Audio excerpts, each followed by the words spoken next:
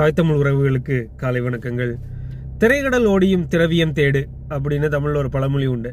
எல்லாருமே பொருள் தேடுறதுக்காக ஒரு நாட்டிலேருந்து இன்னொரு நாட்டுக்கு போகிறது, ஒரு இடத்துலேருந்து இன்னொரு இடத்துக்கு இடம்பெயர்றதுங்கிறது தவிர்க்க முடியாத ஒரு விஷயம். மானுட இனமே அப்படி தான் செயல்படும்.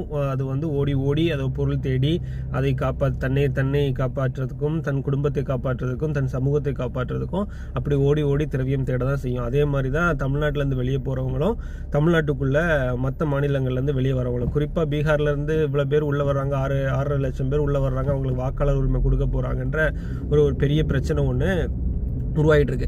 இது அடிப்படையில் சட்டம் போட்டோ இல்லை ஒரு ப்ராசஸ் மூலமாகவோ செயல்படுத்துகிற ஒரு தடுக்கக்கூடிய விஷயம் கிடையாது. அப்படி பார்த்தீங்கன்னா நீங்கள் யூஎஸ்குள்ளே வரக்கூடாதுன்னு சட்டம் இருக்குது, இல்லீகல் இமிகிரண்ட்ஸ் வரக்கூடாதுன்னு சட்டம் இருக்குது. ஆனால் 400-500 மைல் தாண்டி பல காடுகள் தாண்டி ஆறுகள் தாண்டி எல்லாம் இப்போவும் வந்துக்கிட்டு தான் இருக்காங்க. அது அடிப்படையில் ஒரு மனித தேவையின் பிரச்சனை. அந்த தேவையை தான் நீங்கள் பூர்த்தி செய்யணும். யார் இந்த மாதிரி கடினமான ஒரு இடத்த விட்டு இன்னொரு இடத்துக்கு போகிறாங்க அப்படின்னா, பொருளாதார ரீதியாக ரொம்ப நலிவடைந்த இடத்துல இருக்கக்கூடியவங்களும் அவதுலேருந்து மேம்பட்டு வரணும்னு நினைக்கக்கூடியவங்களும் தான் இந்த மாதிரி புலம்பெயர்றாங்க.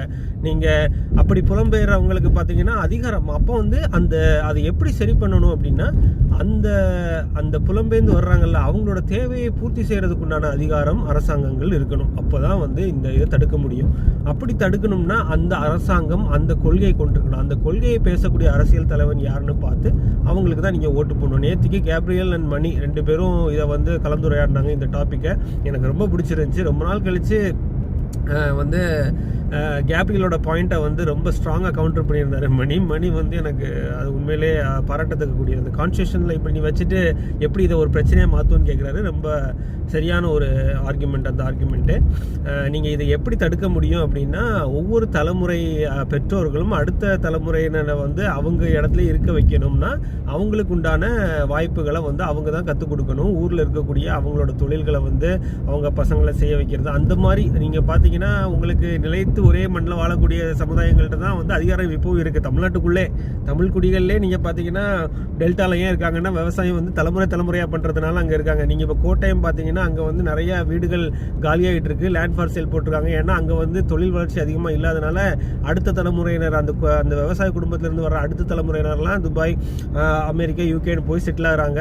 அங்கே இடங்கள் காலியாகுது, வேற ஒருத்தவங்க நிரப்புவாங்க. இது ஒரு ப்ராசஸ், ஒரு சமூக செயல்பாட்டு தேவையின் மூலமாக வர்றது.